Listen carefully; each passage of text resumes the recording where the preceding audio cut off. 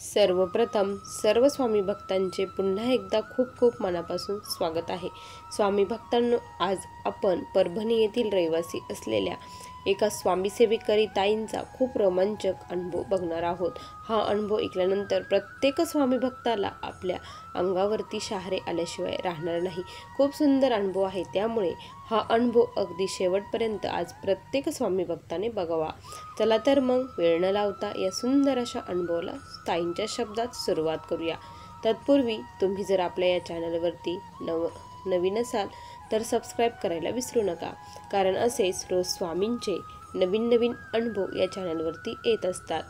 ताई म्हणतात, सर्वप्रथम सर्वांना श्री स्वामी समर्थ। अनंतकोटी ब्रह्मांड नायक राजाधिराज योगीराज परब्रह्म भगवान श्री स्वामी समर्थ महाराज यांच्या चरणी कोटी कोटी प्रणाम। स्वामी भक्तांनो, मी परभणी येथील रहिवासी आहे। माझे नाव स्नेहल। आज मी तुम्हाला माझ्या जीवनातील खूप मोठा स्वामींचा साक्षात्कार सांगणार आहे। स्वामी सेवेत मी कशी आले, स्वामींनी मला कसं जवळ घेतलं आणि स्वामी माझी कशी आई बनली हे तुम्हाला मी सांगणार आहे। स्वामी भक्तांनो, आयुष्यामध्ये जेव्हा दुःख येतं ना, तेव्हाच आपण स्वामी महाराजांकडे येत असतो। प्रत्येक व्यक्तीच्या बाबतीत असंच घडले आहे। जे कोणी सुखात असेल ते कधीही देवाकडे जात नाही। असंच माझ्या बाबतीतही घडलं। काय झालं ना की माझे मिस्टर हे अचानक खूप आजारी पडले। मला 3 मुलं आहेत। माझे मोठा मुलगा हा हॉस्टेलला होता आणि दोन्ही मुलं माझ्याजवळ होते। माझे मिस्टरांना अचानक काय होत होतं काहीच कळतला मार्ग नव्हता। त्यांना चालता देखील येत नव्हतं। त्यांना चालायला धरून चालावं लागायचं आणि मग काय करावं, खूप मोठी जबाबदारी माझ्यावरती आली होती। खूप दवाखाने केले, पण सर्व रिपोर्ट हे नॉर्मल यायचे। डॉक्टर म्हणायचे की त्यांचा जो मणका आहे त्यामध्ये गॅप आहे आणि तिथे तुम्हाला खूप मोठं ऑपरेशन करायचं डॉक्टरांनी सांगितलं होतं, कारण जी मेंदूला सप्लाय करते ना ती शिर, आपलं एक सेन्सेशन असतं आपलं जे ते सांगण्याचं, ते सेन्सेशन त्यांच्यापर्यंत पोचत नव्हतं। त्याचंही देखील डॉक्टरांनी ऑपरेशन करायचं सांगितलेलं होतं, पण पैसे हे नव्हते। खूप मोठी माझ्यावरती हे संकट आलेलं होतं। त्या दरम्यान काय झालं ना की मग मी औरंगाबादला माझ्या मिस्टरांना घेऊन गेले। त्यावेळी औरंगाबादला घेऊन गेल्यानंतर माझ्या मिस्टरांना घाटी हॉस्पिटलला तिथे दाखवलं, तर तिथे मला एक मावशी भेटल्या। असंच माझे मिस्टरांचं चेकअप चालू होतं। मी बाहेर बसलेली होती आणि मावशी मग मला म्हटल्या की तू कुठून आली काय, आमचं असे गप्पा रंगल्या। त्यानंतर मावशीने सांगितलं, अगं माझं देखील असंच होतं म्हणे, खूप प्रॉब्लेममध्ये होते, पण जेव्हापासून स्वामींची सेवा करायला लागले ना म्हणे, तेव्हापासून खूप सारे प्रॉब्लेम माझे सुटले म्हणे, असं त्या मावशींनी मला सांगितलं। त्यावेळेस म्हटलं, मग कशी असते स्वामींची सेवा, काय करावं लागतं हे मी त्यांना सगळं विचारून घेतलं। ते म्हणे काही नाही म्हणे, फक्त 3 अध्याय स्वामी चरित्राचे वाचायचे, रोज 11 माळी जप करायचा, 11 वेळेस तारक मंत्र म्हणायचं म्हणे, अशी सेवा करायची, असं त्यांनी मला सांगितलं। आणि मग काय झालं, डॉक्टर म्हटले की तुम्हाला दर महिन्याला इथे यावं लागेल, असं ये जा करावी लागेल आणि पेशंटची जर तशी अवस्था नाही, मग तुम्ही कसं करणार, असं डॉक्टरांनी सांगितलं। तर मी म्हटलं की मग ठीक आहे, मी इथेच कुठंतरी काम बघते आणि इथेच राहण्याचा मग मी निर्णय घेतला। मग मी एका कंपनीमध्ये गेले, तिथे मला काम लागले, कंपनीमध्ये काम मिळालं। मग मी इथेच 2-2.5 हजाराची तिथेच जवळपास रूम घेतली आणि तिथेच माझ्या मिस्टरांना घेऊन मुलांना घेऊन राहू लागले। आणि मग आता 12 तासाचं मी काम करत होते आणि मग कशी स्वामी सेवा करणार, माझ्याकडं तर स्वामी सेवेसाठी अजिबात वेळ नव्हता आणि मग असंच चालू होतं। त्या दरम्यान काय झालं ना की मोबाईलवरती मला प्रदीप दादांचं व्हिडिओ दिसले आणि बघितले। त्यावेळेस म्हटलं की खरंच हे असे आहे का म्हटलं, तर आपणही एकदा तरी त्यांच्याकडे जायला पाहिजे, कारण खूप मोठे हे आहे। कारण त्या मावशीने अगोदरच स्वामींविषयी माझ्या मनात श्रद्धा निर्माण करून दिलेली होती।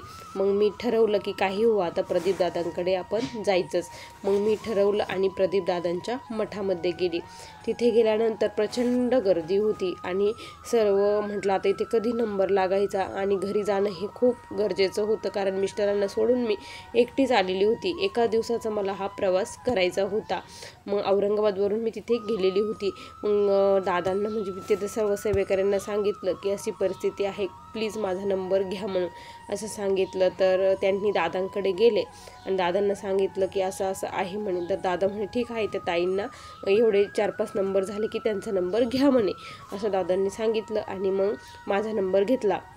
ज्यावेळेस मी दादांना सर्व सांगितलं त्यावेळेस दादा म्हटले, काही काळजी करू नका, टेन्शन घेऊ नका, सर्व काही व्यवस्थित होईल, त्यांना बाहेरची बाधा आहे म्हणे असं ते म्हटले. मग त्यांनी आम्हाला संकटमोचनची सेवा दिली. त्याचबरोबर तारक मंत्राचं तीर्थ त्यांना द्या आणि गेल्याबरोबर महाराजांची तिथली जी विभूती होती ती विभूती दादांनी माझ्याकडे पुडी बांधून दिली. ही विभूती त्यांना चारा म्हणे. आणि मी म्हटलं त्यांचा म्हणजे असा विश्वास नाही देवावरती, तर ते म्हणे तुम्ही एवढं करा म्हणे, बघा काय होतं ते असं दादा म्हटले. आणि सेवा वगैरे दिली आणि चालू करा म्हणे ताई सेवा, सर्व काही व्यवस्थित होईल. स्वामी तुमची आई आहे, त्यांच्यापाशी रडा, त्यांना सांगा, ते तुमचं सर्व दुःख दूर करतील असं दादा बोलले. आणि मग मी घरी आली, मला रात्र झाली होती.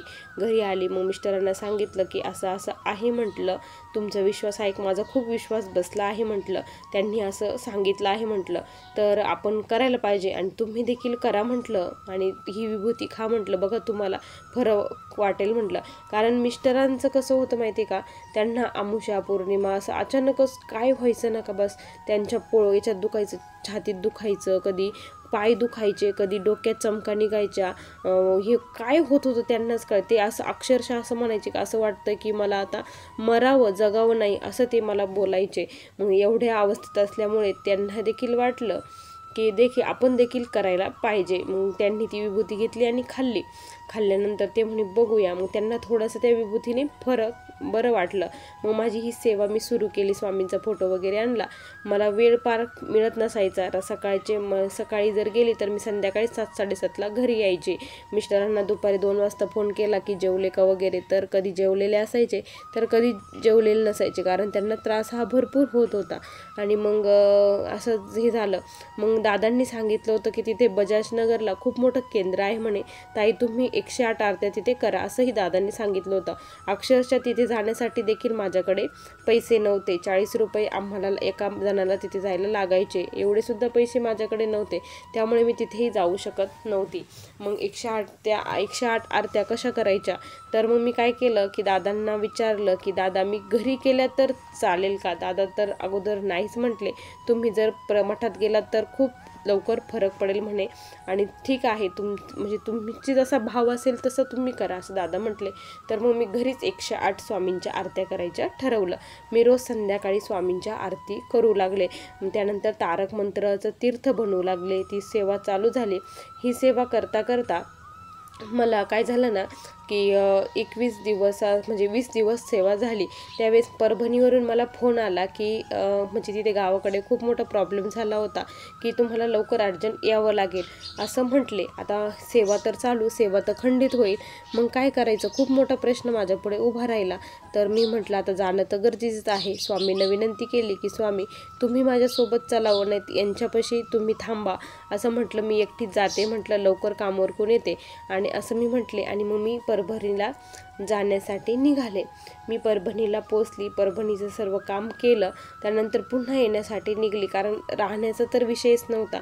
आणि मग मी काय केलं, येण्यासाठी निघले. मला अंधारही झाला होता. रेल्वेने मी येत होती आणि खूप थकली होती मी, प्रचंड थकली. आणि मग मी येत असताना काय झालं ना की मी रेल्वेच्या स्टेशनवरती तिथे होती आणि मग रेल्वे येण्यासाठी थोडासा वेळ होता.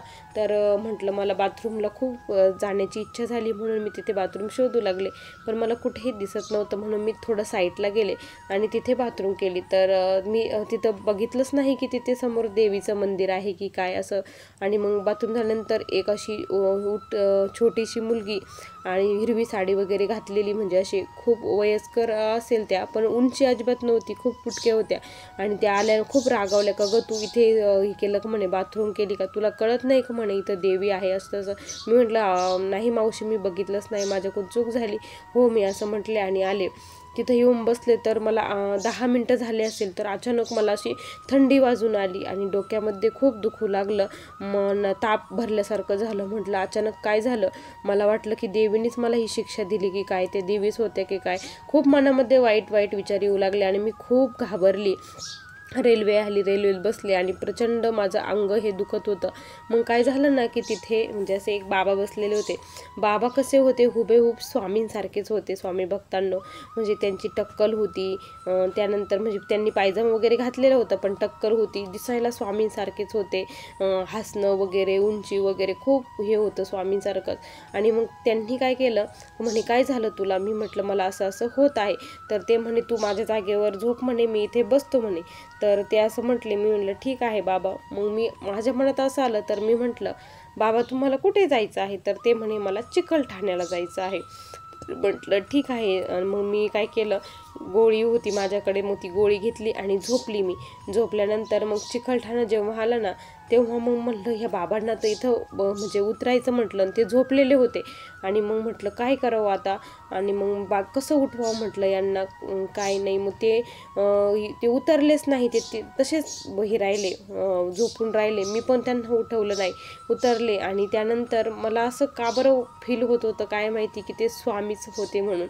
आणि मग मी जेव्हा घरी आले मिस्टरांनाही सांगितलं आणि दादांना सांगितलं. त्यावेळी दादा म्हटले अहो प्रत्यक्षात स्वामी महाराज ते आले होते म्हणे तुमच्या मदतीला, संरक्षणासाठी. तुम्ही एकट्या स्वतः घाबरला होता म्हणून तुमच्या जवळ स्वामी रात्रभर तुमच्या जवळ होते, असं जेव्हा दादा म्हटले ना त्यावेळेस मला खरंच खूप पश्चाताप झाला की मी म्हटलं त्यांचं दर्शन तरी घ्यायला पाहिजे होतं. कारण खूप मोठी चूक माझ्याकडून तेव्हा झाली. पण स्वामी भक्तांनो, आपल्याला ते कळत नाही की आपण म्हणजे काय करतो काय नाही, ज्यावेळेस आपल्याला अशी प्रचिती येते त्यावेळेस. त्यानंतर खरंच माझ्या मिस्टरांमध्ये हळूहळू इतके छान बदल होऊ लागले ना. जे डॉक्टरांनी ऑपरेशन सांगितले होते ते पूर्णपणे ऑपरेशन हे कॅन्सल झाले. सर्व रिपोर्ट नॉर्मल आले आणि माझे मिस्टर हे खूप छान झाले.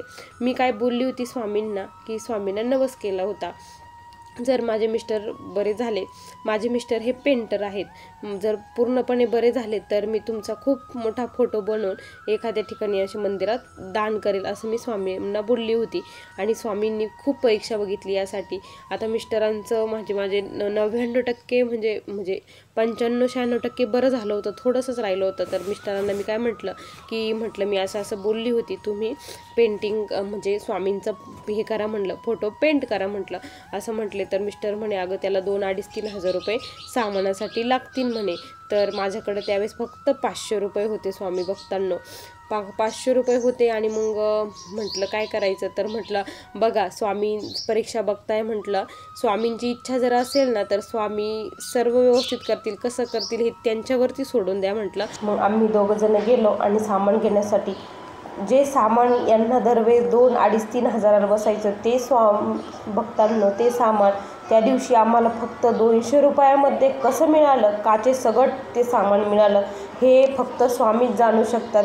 काय झालं कसं झालं हे आम्हाला खरंच काहीच कळालं नाही. आम्ही घरी आलो त्यानंतर माझे मिस्टर स्वामींची पेंट करू लागले.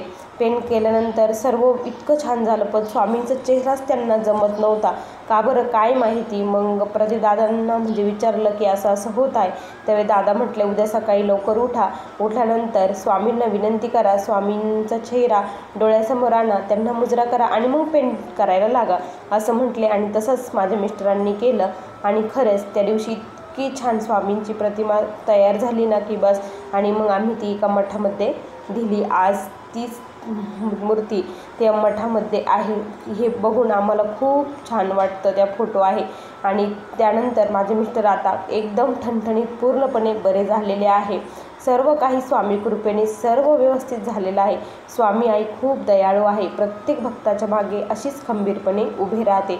स्वामी भक्तांनो, असा मला आलेला हा स्वामींचा अनुभव होता. श्री स्वामी समर्थ. बघा स्वामी भक्तांनो, किती सुंदर अनुभव या ताईंचा आहे. तुम्हाला हा अनुभव कसा वाटला नक्की कमेंटमध्ये कळवा. पुन्हा भेटूया अशा सुंदर अनुभवासोबत. तोपर्यंत सर्वांना श्री स्वामी समर्थ. जय जय स्वामी समर्थ. श्री गुरुदेव दत्त.